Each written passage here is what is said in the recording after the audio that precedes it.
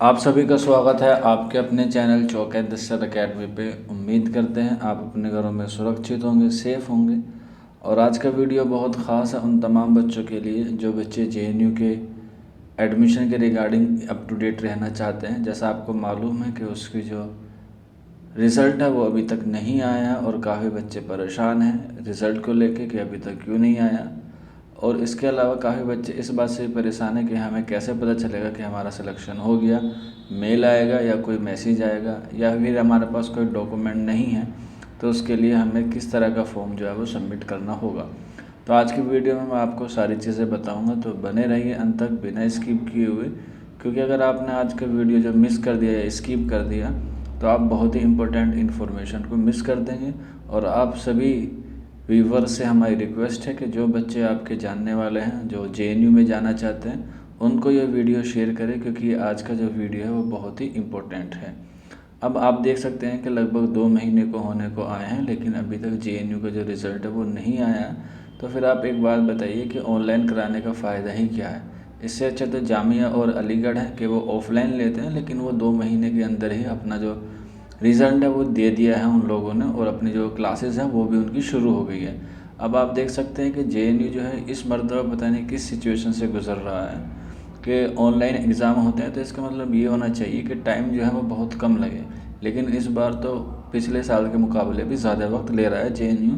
तो इसीलिए आप लोग उन पर थोड़ा सा प्रेशर बना सकते हैं। जैसे मैंने आपको आपकी स्क्रीन पर देख सकते हैं वो उनके एकेडमिक के जो स्टाफ हैं उनके नंबर मैं आपके साथ शेयर कर रहा हूँ। आप इस पर कॉल, मैसेज या फैक्स करके इसके बारे में उन्हें इन्फॉर्मेशन दीजिए जो आपकी परेशानी है, और आप उनको बोलिए कि आप हमारा जो रिज़ल्ट है वो जारी कर दीजिए। जिसमें आप देख सकते हैं डिप्टी रजिस्ट्रार का नंबर है, देन डिप्टी रजिस्ट्रार एडमिनिस्ट्रेशन का नंबर है, डायरेक्टर का है जो एडमिशन प्रक्रिया देखते हैं, एग्ज़ाम ऑफ कंट्रोलर का है, ये इंपॉर्टेंट है। इस पर आप फैक्स भी कर सकते हैं, फैक्स कर सकते हैं, मेल कर सकते हैं और इनके मोबाइल नंबर भी अवेलेबल हैं। कोशिश करें फैक्स और मेल करनी, क्योंकि हो सकता है फ़ोन ना उठाएं तो एटलीस्ट उनके पास इस बात की सूचना तो आ जाएगी कि बच्चे जो हैं वो काफ़ी परेशान है रिज़ल्ट को लेकर, जो इतनी देर अब तक रिज़ल्ट नहीं आया। तो ये डिप्टी रजिस्ट्रार के भी इसमें आप देख सकते हैं फ़ोन नंबर और ईमेल आईडी वगैरह सब अवेलेबल है।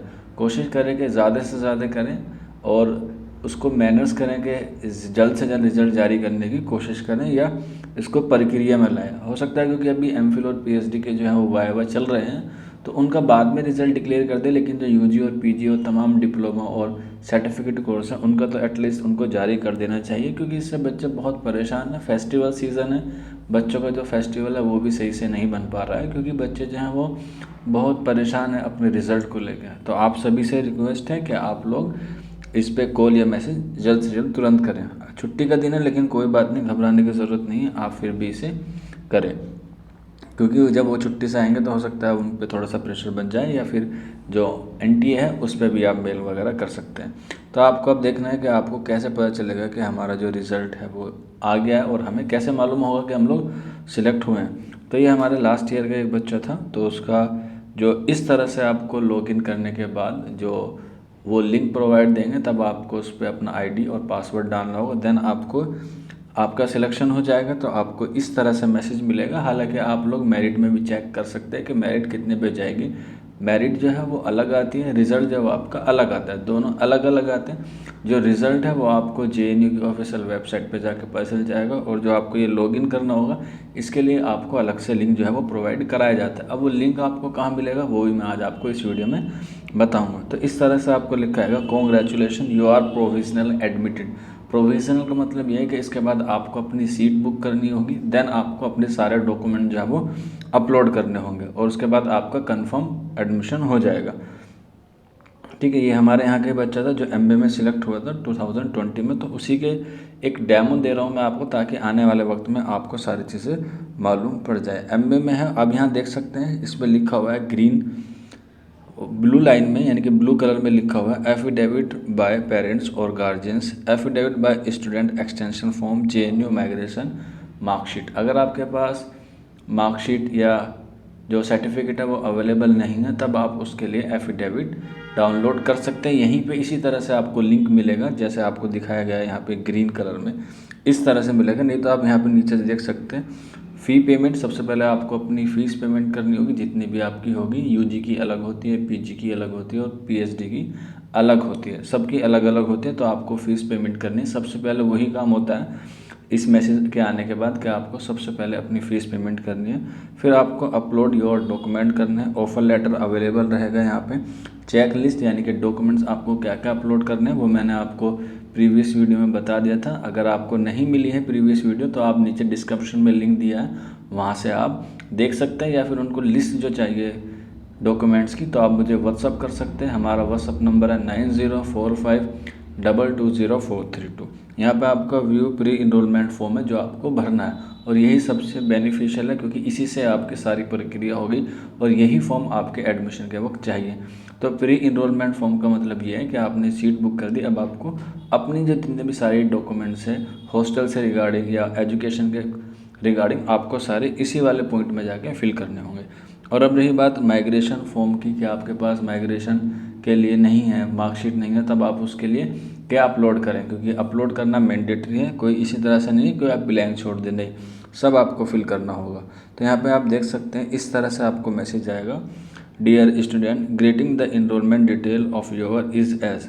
ये आपको मेल आएगा, आप देख सकते हैं एक बच्चे का मेल है जो एडमिशन की तरफ से आता है।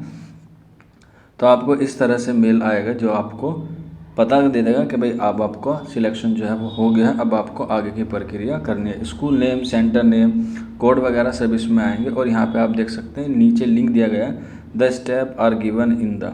तो जब आप प्री इनरोलमेंट फॉर्म फिल कर देंगे तब आपके वहाँ से रिज़ल्ट एक लिंक आएगा। देन आपको अपने स्कूल के लिए एक फोलियो होता है जो सबमिट करना होता है, जिसको हम लोग बोलते हैं मॉनसून सेमेस्टर का। तो उसके लिए यहाँ पे नीचे लिंक दिया जाएगा, ये सीधा आपके मेल पे आएगा, तब आप अपना प्री इनरोलमेंट फॉर्म फिल कर देंगे।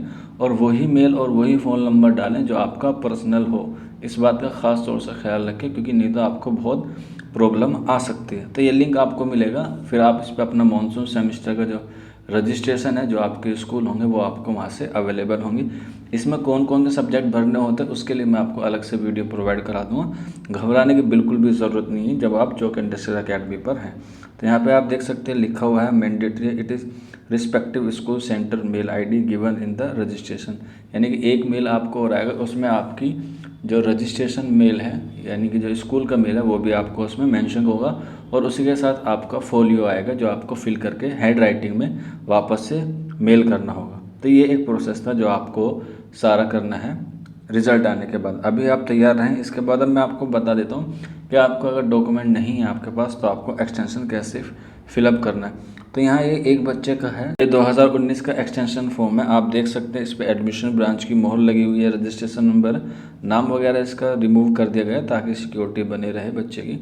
तो यहाँ पे एक्सटेंशन इस तरह से मिलता था। ये ऐसा था कि प्री इनरोलमेंट फॉर्म के नीचे ही एक्सटेंशन फॉर्म होता था, अलग से कोई एक्सटेंशन का फॉर्म नहीं होता था। लेकिन अब ऑनलाइन हो गया तो ऑनलाइन के लिए आपको अलग से एक्सटेंशन फॉर्म जो है वो फिल करना होता है। तो मैं वो भी आपको दिखाता हूँ ताकि आपको यकीन हो जाए और सारे डाउट हैं वो क्लियर हो जाए कि एक्सटेंशन फॉर्म हमें कैसा होता है।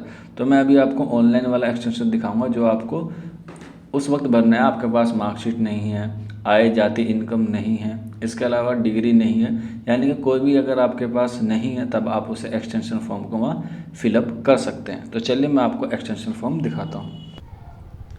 तो आप देख सकते हैं ये ऊपर लिखा हुआ है extension form the joint registrar admission Jawaharlal Nehru university. Subject है application for extension up to 13 दिसंबर 2020, यानी कि 30 दिसंबर तक आपको जो टाइम ड्यूरेशन मिलेगा जैसे मैंने आपको अपनी प्रीवियस वीडियो में बताया था। तो इसमें लिखना है सबसे पहले आपको अपना नाम लिखना है ब्लॉक लेटर में। देन आपको अपना रजिस्ट्रेशन नंबर लिखना है जो आपको फॉर्म फिल करते वक्त मिलेगा या आपने एंट्रेंस फॉर्म फिल करते वक्त फिल किया था। देन आपको इसमें अपनी जो सारी चीज़ें हैं वो सारे डॉक्यूमेंट भरने हैं, जिसमें आपको फिर सिलेक्टेड फॉर एडमिशन भरना है कि आपका जो एग्ज़ाम हुआ है या सिलेक्शन हुआ है वो प्रोग्राम ऑफ स्टडी कौन सा है और फील्ड ऑफ स्टडी, यानी कि प्रोग्राम एमए है, फील्ड ऑफ स्टडी हिस्ट्री है, ज्योग्राफी है, इस तरह से। देन आपका कैटेगरी, आप जनरल से हैं, एससी से, एसटी से, पीडब्ल्यूडी से है। देन आपका serial number in merit list, यानी कि आपकी जो रैंक आई है वो कितनी है, जैसा आपने ऊपर देखा था 13 रैंक या फर्स्ट रैंक थी बच्चे की, वो आपने वहाँ से देख लिया। देन आपको fee paid through debit card, credit card, net banking, reference number लिखना है, यानी कि आपको ट्रांजैक्शन आईडी लिखनी है, ठीक है। जो आपको जब पे करेंगे तब आपको ट्रांजैक्शन आईडी मिलेगी, आप वहाँ से आप स्क्रीनशॉट से या अपने गूगल पे या फ़ोनपे के माध्यम से भी वो ट्रांजैक्शन आईडी जो है वो प्राप्त कर सकते हैं। और डेट वही लिखनी है जिस डेट को आपने अपना जो फ़ीस सबमिट की है वो आपको डेट वहाँ पे लिखनी होगी। देन 7 नंबर पे reason for making this request for extension, यानी कि आप एक्सटेंशन जो ले रहे हैं उसका कारण क्या है। तो आप इसमें पूरा कारण लिखेंगे और इसमें सारी चीज़ें मेंशन करेंगे कि और साफ साफ राइटिंग में लिखें ताकि आपको वहाँ पे किसी तरह का कोई भी सामना ना करना पड़े प्रॉब्लम का। तो जो आप ले रहे हैं एक्सटेंशन उसमें आप सारी चीज़ों को मेंशन कर दें। देन आपको यहाँ पे नीचे अपने सिग्नेचर करने हैं, ईमेल नंबर लिखना है जो आपकी ईमेल होगी, मोबाइल नंबर और फिर मेलिंग एड्रेस, यानी कि आप अपना होम टाउन्स का या जहाँ आप करस्पॉन्डिंग रहते हैं वहाँ का आपको एड्रेस लिखना है। देन आप जिस डेट में एक्सटेंशन ले रहे हैं उसके आपको वहाँ पे मेंशन करना है। तो उम्मीद करते हैं आपको सारी चीज़ें समझ में आ गई होंगी। फिर भी कोई डाउट है या कोई क्वेरी है तो आप बेहिचक मुझसे रब्ता कर सकते हैं। नीचे व्हाट्सअप नंबर दिया गया है या फिर आप कमेंट बॉक्स के ज़रिए भी हमसे मालूमात कर सकते हैं। घबराने की ज़रूरत नहीं है। अगर आपके पास कोई डॉक्यूमेंट नहीं है तो आप बिला शुबा इसमें एक्सटेंशन फॉर्म फिलअप कर सकते हैं। तो मिलते हैं आप लोगों से नेक्स्ट वीडियो में। शुक्रिया फॉर वॉचिंग दिस वीडियो।